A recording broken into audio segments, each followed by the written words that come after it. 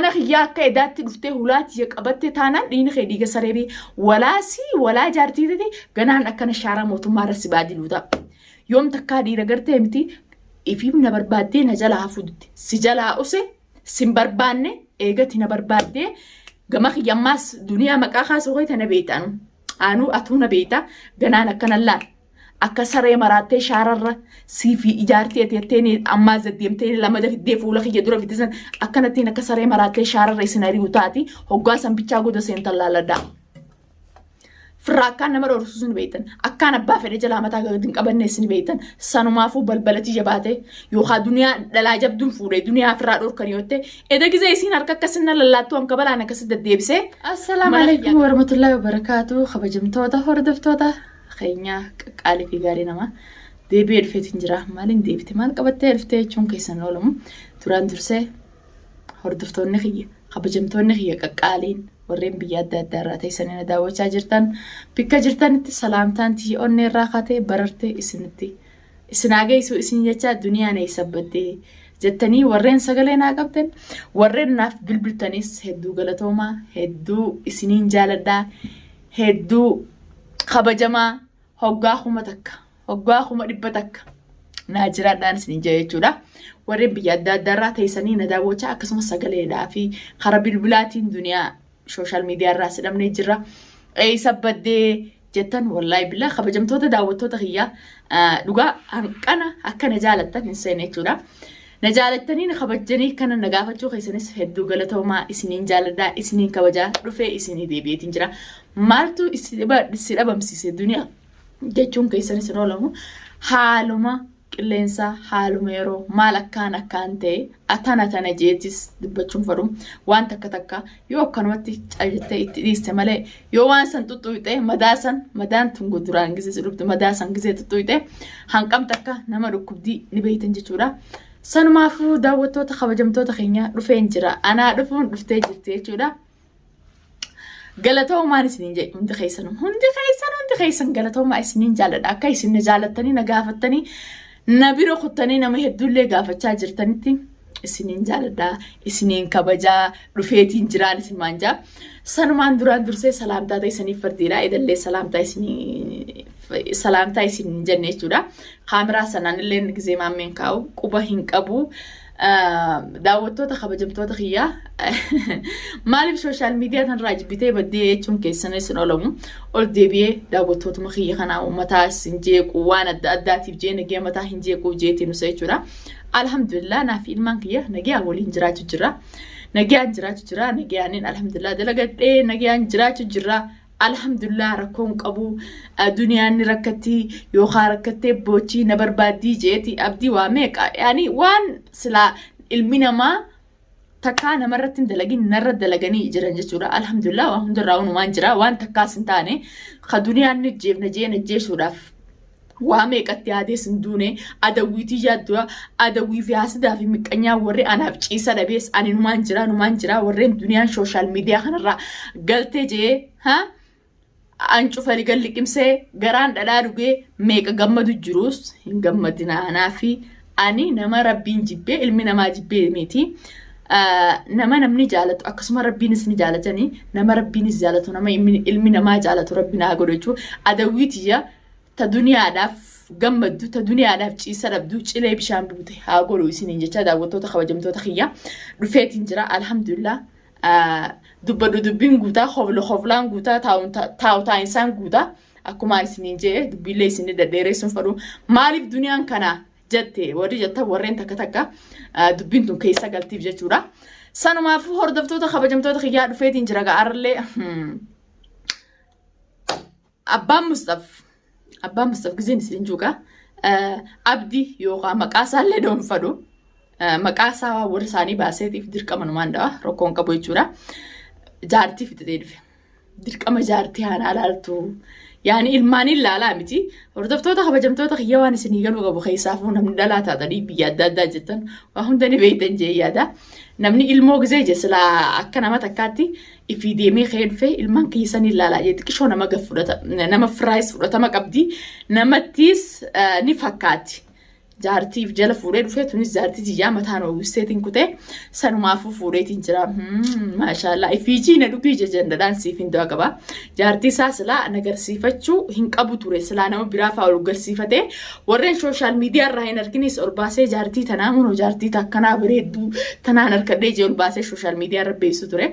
Ani duniyaan inni fuudheef wanni naaf idaamu hin jiru. Inni dhiiseef wanni narraa irra taan jiru sanumaafuu an jireenya akka mataa kiyyaatti iftee jiraadhaa ol baatee duniyaan abbuma fedhee lafaa fi samiiddu sadaqaa naman kadhattu jireenya bareedaa fataa ittee firaa jiraate jechuudha.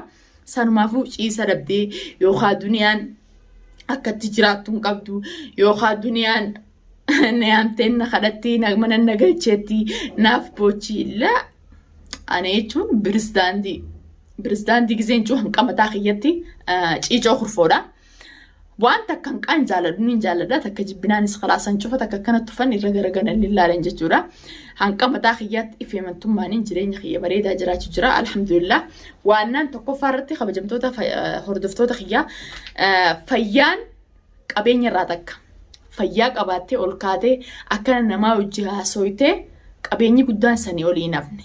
Alhamdulillah fayyaa tiyya qabaachuudhaaf ifittiin gammadaasi warri duniyaan arraa akkamitti ol baatee dubbatti hin duune warreen jettan alhamdulillah rabbi biraa yoo taate malee ilmi namaatti siin ajjeessa jeessu hin danda'u alhamdulillah niin jira warreen du'a xiyyaaf gammadan warreen jireenya xiyyaa fi dubbitii sooshaal miidiyaa irratti ol ba'uudhaaf aartanii garaan gubattan adaguutii cilee bishaan buute rabbi haa godhu jeetiin jira alhamdulillah akkumaan isiniin jee dubbadhu dubbiin tola taa'u taa'umsaan tola warreen duniyaa fi naaftan cilee bishaan buute akkuma isin jee sanumaafuu daawwattoota kabajamtoota kiyyaa miira keessa galee waan hin argee asoos dhiifama narraataa isin jaa akkasumatti warreen fiidiyoo sana isin mare warreen hedduu na gaafachuu jirtan naaf dawwalitti isin jirtanii hedduu gizee takka Facebookaa fi karaa messengeraa kana irratti warreen na dubbistanii jirtanii hordoftoota kabajamtoota kiyyaa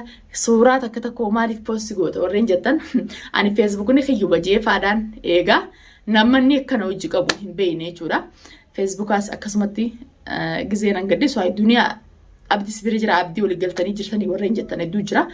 Facebookni naannoo bira qofa bira jiraaf hin ta'a isa biraatni jira isa poosti godhaa waan takka gizee agartaniisi dubbachuun fadhu ana miti ana immoo kiyya jeeti inshallah Facebooka maqaa kiyyaan kan namni hojii na wajjin qabne akkasumatti TikTok jalalla TikTok yemmoo duniyaatu jaani beeytanii YouTubeis akkasumatti ni beeytan YouTube kiyya ni beeytan jee yaada maqaa Facebooka ammoo ganumaan maqaa haariyaan biradda malee Facebookaan amma dura qabu namaan na hojii qaba kiyyaa miti jechuudha. Warreen takka suuraa takka afaan adda addaa gizee gartanii duniyaan jaarsa galchitee kan nu gooteettanis na biraas ni jira isa biraas ni jira anuu hin faamne eeguma inni suuraa takka gadhiisu eegalee naa galte jechuudha. Waan takka isinii galcheetiin jira akkanatti mufanne akka daawwattoonni keenya isiin tunnu soobdii tanaaf sooshaal miidiyaa irraa baddee yookaan hojii jirtanii warreen jettanis ani kophaa ilmaan kiyyaa wajjin jira. Alhamdulillah tokkoffaan fayyaan qaba. Hanqa duraan na dhukkubillee alhamdulillah na dhukkubee hunjua adawinti waan na gammaddu jechuudha. Fayyaa nagaan qabaan isiniin jaa alhamdulillah fayyeetiin jira sooshaal miidiyaa irraa maa baddaa warreen jettanis dhufeetiin ganaa isin baarsee isin hojii taphadhee fataa isiniin jaa hammoo jaartii nagarsiifachuudhaaf duniyaan jaartii jaalaaltu tatanarra jabduun fuudhee sanirra jabaattee firraa dhorkitee isirra jabduun fuudhee jee yoo kamanan naffidu taases ani ciicoo kurfuudha. Nama gizee namni lolee fi lolaa qophaa'es nama firraa dhorku tokko ni beeytan jee yaada. Lolattichi deebinaan tolattichi deebinaanis namni akka kiyyaa nagaan jiru ammoo lolaannoo deebinaanis ilmi namaa guddaan fedhee yoo kabajaa taate malee hanqan takkana bira humna qabaadhee utuu hin ta'in onneen tiyya alhamdulillah onnee nama firraa dhorkitu naa kan rabbiin kiyyaa ammoo tuqamu malee nama tuqu sanumaafuu barbaada kiyya qabaatee dhufee as deebi'ee ilmaan kiyya jinniitii maarreetii jee as deebinaan ani duniyaa ifirratti hin du'a.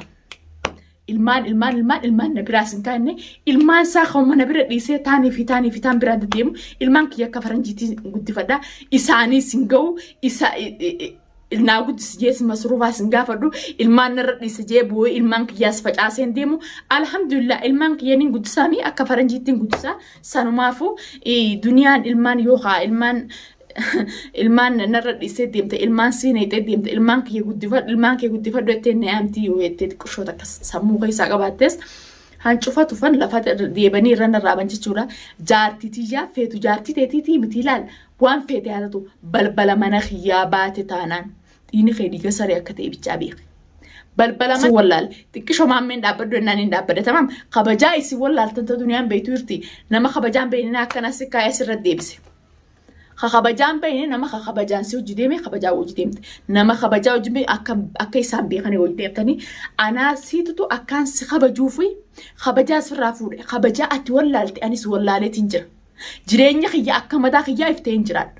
Hulaati qarqaran bahin feetu jaartii fuuta inshaallah mush tasijala deemtuun faranjii araballee akkana fuudhi maaltu maal jee garagalee silaalu ammi shi'atummaan ilmaan kiyya ittee sababa hulaati harkaan hin qabate. Tamam sigala tamam haaqila cinaaqa biittimi jan gowwaa mooda ittimi akkasi gowwaa taatee barbaada kibbaan dheessi basheessa sitti basheessee dhiiga sareessi godha. Hulaati balbalan qabeetan ilmaan isirraan qabdu jaartummaas walitti hin qabnu maasalaama. Sitaa wanni sin jettu tun fiidiyoo tana siifin mare tokkoffaa irratti hulaati balbalan qabatin sanumaafu akka beeytanittiin ifirraa sin dhorka.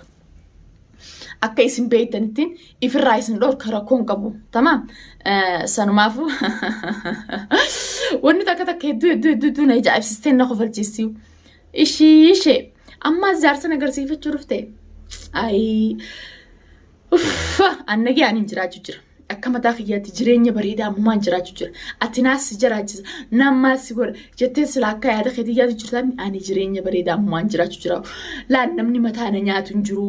Rafee kee ilmaan kiyya dalagadhee nyaannee hojii waan harkaan nagachiisu malee cinqii tana takkaa dhaqe. Cinqii gaafatti deemtuun san takka arkeen bira. Ati immoo duniyaan akkana lamaan boochisee akkana ciqileen boocisaa saniifin irratti fuudhaa jetteeti. Aboo gaafaan si jaaladu si'echa nama fottoise si'echa nama dhee si'echa nama arrabse si'echa waan meeqa godhe khalaas kaani gaa. Si'echa kan ilmaan namaa diddiree yookaan ilmaan namaa ajjeesee harka mootummaa galuu barbaaddan laakii namammoo yoo na barbaaddan gama kiyya kaa dhuftan ifirratti hin tu'a. Walaasii walaatiyyaa manyaas gala deddeemtu tajaajilti xiyyeettuun san suuraa akka ta'eeti sanii tamam ifirraan isin dhorkan an akkanatti hin gaddeebisee biyyeessin safaraatii hulaatii akkasa daddaarti sanboota waan inni ta'e nama obboleessa kiyya mataa keetiin adda safarata sanboota gumaa namatti irra barbaadatu laala. Fiidiyoo siidhaameetiin jira. Fiidiyoon tuyyoo si geesse daawwattee ilaan qarumaa daawwattee tamam. Gorsarraa fudhadhu duniyuma deemetiin duniyaa dubbii godhaa yookaan duniyaan dhalaatumsiisaa yoo taate sammuu keessaa fakkiitii sanboota wal faaminaan isin lachuutu. Sanumaafuu daawwattoota hordoftoota kiyya duniyaan miira keessa galtee maaliif isin lolchiistee waan takka gisee yaadadde hedduu fitti aaree jechuudha. Sanumaafuu waan addaa waan ajaa'ibaa qabadheen isinii dhufaa ammoo yaa'ii uummata kanaan isaan naa dhufan taanaan an qophaa'e.